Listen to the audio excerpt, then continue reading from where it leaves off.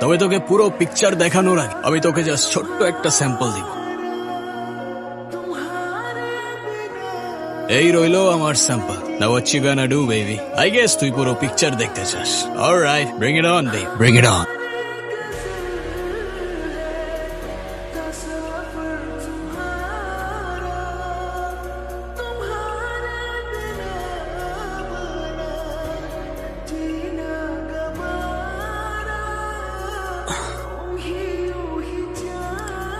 আসসালামু আলাইকুম মা। ওয়ালাইকুম সালাম। কেমন আছো বাবা? এই তো আলহামদুলিল্লাহ, আপনি ভালো আছেন? হ্যাঁ হ্যাঁ। এসা, নিশি, কই তোমরা? তাড়াতাড়ি আসো, দেখো কে আসছে।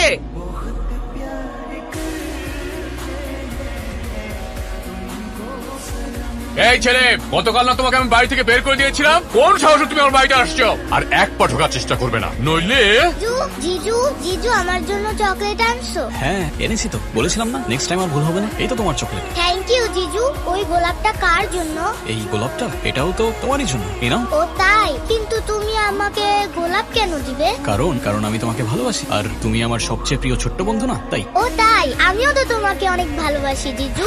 আচ্ছা জিজু, এখন থেকে তুমি আমাদের সাথে থাকো না প্লিজ? হ্যাঁ, আমি তো তোমাদের সাথে থাকতেই এলাম, কিন্তু তোমরা কি আমাকে তোমাদের সাথে রাখবে? কারণ এখানে সবাই তো খুব অপছন্দ করে আমায়। ও মা, কার এত বড় সাহস? কে আমার জিজুকে থাকতে দিবে? এটা আমার বাড়ি, আর আমার বাড়ি মানে তোমার বাড়ি। তুমি আসো তো।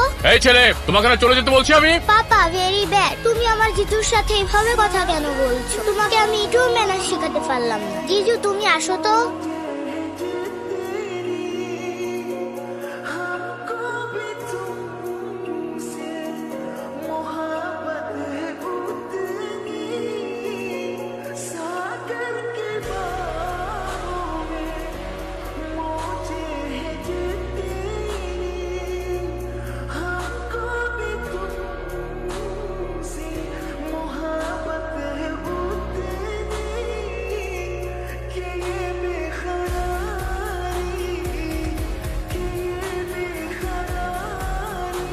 ধুর, আমি আর পারছি না ঈশা। ভুলছিলাম আমি। মাউন্ট এভারেস্ট জয় করাও হয়তো সহজ হতে পারে, কিন্তু তোমার বাবার মন জয় করা অসম্ভব। বাদ দাও তো এসব, তুমি চলো আমার সাথে। এতটুকুতেই হার মেনে গেল? আমি জানতাম তুমি ওই দিন বাবাকে যা যা কথা দিয়েছিলে সব তোমার কথার কথা ছিল। এখন শোন, আমিও তোমাকে বলছি, তুমি বাবাকে যে কথা দিয়েছিলে বাবার মন জয় করে বাবার সামনে দিয়ে আমার হাত ধরে নিয়ে যাবে, এভাবে যদি আমাকে না নিতে পারো তাহলে আমিও তোমার সাথে। তোমার যদি যেতে মন চায় তুমি এখন আমি করবোটা কি সেটা তো বলবা। ম্যানেজ করবা। তুমি না বললা তুমি বাবাকে ম্যানেজ করতে পারবা, তো করো ম্যানেজ। আরে কিভাবে করবো মানে? তোমার বাবাকে ইমপ্রেস করার কোনো রাস্তাই তো খুঁজে পাচ্ছি না। আমি সোজা গেলে উনি উল্টো যায়, আমি ডানে গেলে উনি বামে যায়। একটা মানুষ এতটা রুট কিভাবে হতে পারে? বাবা না এতটা রুট ছিল, হাসি খুশি একজন মানুষ ছিল। আমাদের সাথেও ঠিকভাবে কথা বলছে না। কিছু একটা ঝামেলা চলছে, যেটা বাবা আমাদেরকে বলতে চাচ্ছে না। কি ঝামেলা? কিছু তো একটা আছে। আচ্ছা সেটা না হয় আমি খুঁজে নেব, আমাদের কথাটাই তো হচ্ছে না। তুমি কি এখনো রাগ করে আছো আমার উপর? আমাকে কি শেষবারের মতো একটা বার মাফ করে দেওয়া যায় না প্লিজ? আমি তো আগেই বললাম বাবাকে ম্যানেজ কর। বাবা ম্যানেজ তো আমি ম্যানেজ, ঠিক আছে?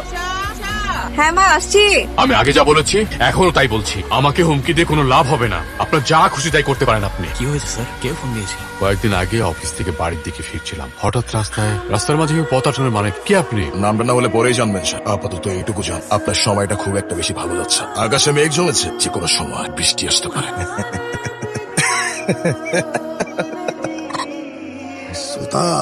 বড় ভাই, এই সেই লোক? জি বড় ভাই। আপনার সমস্যাটা কি? আমার সমস্যা মানে?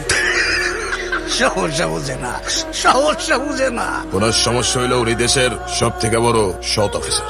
বড় ভাই খুইলা বলেন, বুঝে ফেলাইব। শোনেন স্যার, আপনার ছোট একটা কলমের খোঁচা, সেটার অপেক্ষায় আমার এত বড় শপিং মলের প্রজেক্টের ফাইল ঝুলছে। আমার লোকরা আপনার কাছে চায় নাই, আপনি তাদেরকে কন্ট্যাক্ট ফাইলে কেন সই করেন না? কেন, সমস্যাটা কি?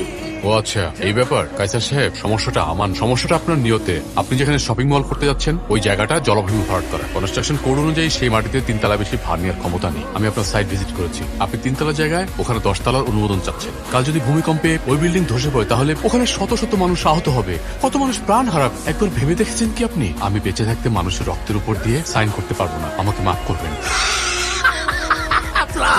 আমার দরদে প্রাণ। সব প্রাণ টান আমার কাছে খুব সস্তা। ঠুস করে মারবো, পুট করে পড়ে যায়, সস্তা, খুবই সস্তা। আর আমার যে শত শত কোটি টাকার প্রজেক্ট সস্তা না, অনেক দাম। শোনেন, আপনি আমাদের প্রজেক্টটা পাস করে দেন, ছেড়ে দেন, ফাইলটা ছেড়ে দেন। বাকিটা প্রকৃতির উপর ছেড়ে দেন না। চাপ নেন কেন? চাপ নেবেন না। আর আপনার বাকি যে জীবনটা, ওই চাপটা আমি নিয়ে সারা জীবন রাজকীয় ভাবে থাকবেন। এবার বলেন কত টাকা লাগবে? হ্যাঁ স্যার, বলেন বলেন আপনার কি লাগে। বলেন কত টাকা লাগে, চিন্তা করেন না। আমি সারা জীবন সততার সাথে কাজ করে গেছি। আমার কলম কখনো মানুষের সাথে বেইমানি করেনি। আগেই তো বললাম যে আমি এটা সাইন করতে পারবো না। অসম্ভব অসম্ভব, রাইট, অসম্ভব। ঠিক আছে, আমার জন্য তো অনেক কিছু অসম্ভব, মেনে নেওয়া অসম্ভব। সুলতান, সম্ভবকে সম্ভব করার জন্য কি করা যায় বলো? এটাই আপনার মেয়ে, তাই তো? বাহ, বেশ দেখতে সুন্দর তো আপনার মেয়ে। এই ওর ছবি তোমার কাছে কি করে আসলো? আপনার পরিবারে তো মেয়ে আছে, ভাবতে হবে না? ভাবেন ভাবেন, এক সপ্তাহ সময় দিলাম, ভাবেন। আপনি আপনার অফিসের কাউকে কিংবা আইনের কাউকে জানাচ্ছেন না কেন স্যার? অ্যাকশন কেন নিচ্ছেন না ওদের এগেইনস্টে? আইন, সিস্টেম। এই শহরে সিস্টেম চলে তাদের হাত দিয়ে যাদের হাতে তালুতে ক্ষমতা আর কালো টাকা আছে। কিছু তো একটা করতে হবে স্যার, তাই না? তোমাকে তো কিছু ভাবতে কি বলেছি? হ্যাঁ, আমার লড়াই আমি লড়ব, আমার পরিবার আমি দেখবো। তোমার সমবেদনা নেওয়ার মতো সময় এখন আমার আসেনি। ভালো চাইলে তুমি তোমার বাড়ি ফিরে যাও। তোমাকে আমি আর সহ্য করতে পারছি না।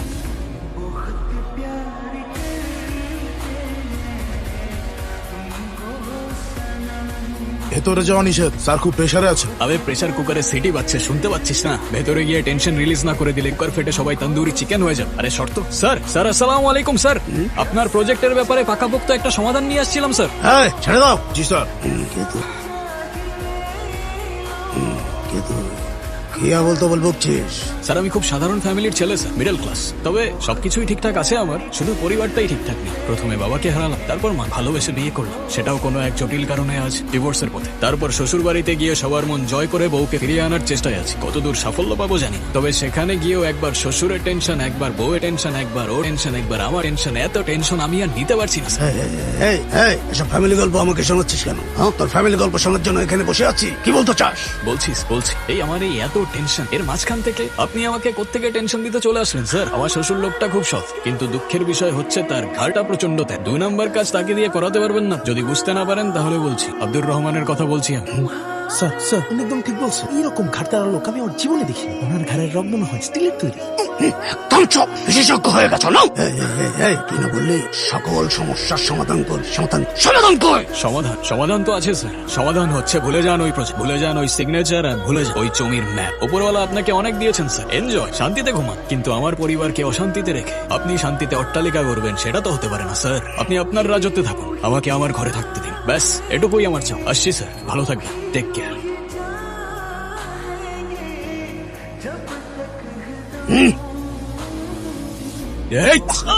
মনে হচ্ছে লজিকটা আপনার মাথায় ঠিক ঢোকেনি স্যার, তাই শেষবারের মতো বলছি আপনার ভালোর জন্য। আমি ভালো থাকলে আপনি ভালো থাকবেন, আর আমি টেনশনে থাকলে আপনি টেনশনে। এইবার ওয়ার্নিং দিয়ে যাচ্ছি, পরের বার অ্যাকশন ছাড়া আর কোনো কথা হবে না sir. Thank you. Hello Sultan, আমার তো বিশ্বাসই হচ্ছে না, তুমি এত বড় একজন পলিটিশিয়ানের বাসায় এমনি চলে গেলে। হয়তো তাদের লাগে যাদের জীবনে হারানোর অনেক কিছু বাকি থাকে, হয়তো সব ফিরে পাবো, কিংবা হারিয়ে যাওয়া আবার ঠিক বুঝলাম। আমি তোমাদের এই বাড়ি ছেড়ে চলে যাবো। আমি জোর করেই বোকার মতো সব ঠিক করার চেষ্টা করে যাচ্ছি আমার জন্য। তোমার বাবা, এটা আমি আর সহ্য করতে পারছি। উনি এখনো মনে করেন আমার কোনো পরিবার নেই, তাই ওর কাছে সম্পর্কের কোনো মূল্যও নেই। যতদিন আমি না ভাঙাতে পারছি, সেই ছোট্ট একটা কারণের জন্যই তোমার বাবা আমাকে সহ্য করতে পারে না। ইরফান প্লিজ। আমি চাই না আমার জন্য এত সুন্দর একটা পরিবার শেষ হয়ে যাক। চলে যাওয়াটাই ঠিক হবে। মা পড়ে আছে।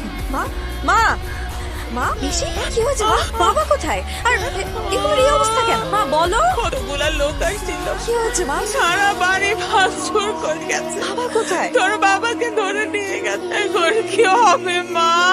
এখন কি হবে মা? কিরে ওয়ার্নিং দিছিলি না আমার? তাই ভাবলাম আমিও তোরে কেমনে ওয়ার্নিং দে, ডাইরেক্ট অ্যাকশন দেখাইয়া দিলা। আর ভিতর পরিবারে বাঁচাইতে বাঁচা না, দেখি তোর কত তো। হ্যালো ভাই। সুলতান, প্রথমে সব পেপার গুলোতে সিগনেচার নিবি। ওই ছেলেটা ওই জায়গায় গেলে চ্যাং খেয়ে আসে, টাকা তোর অ্যাকাউন্টে সব পাঠাই দিচ্ছে। কাম শেষ করো। কাম শুরু হয়ে গেছে গেছে, আপনি শুধু মিষ্টি রাখেন।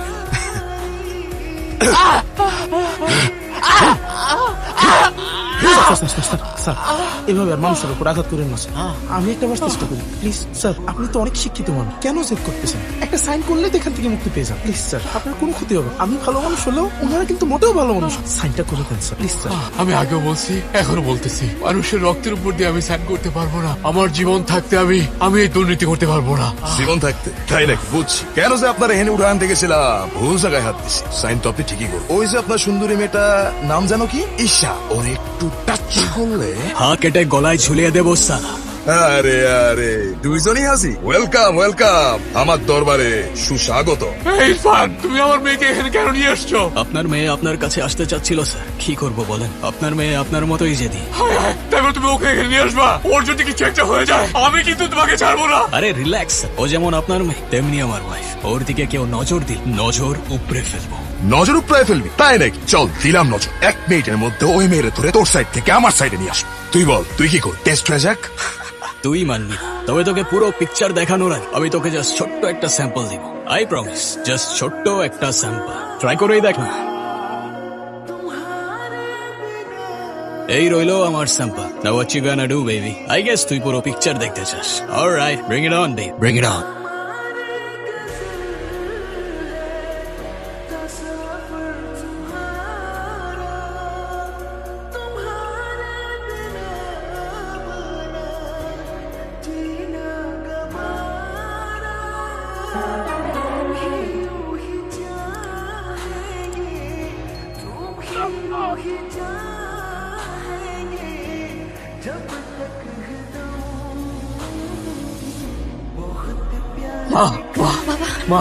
কিছু হয়নি তো? আমি ঠিক আছে।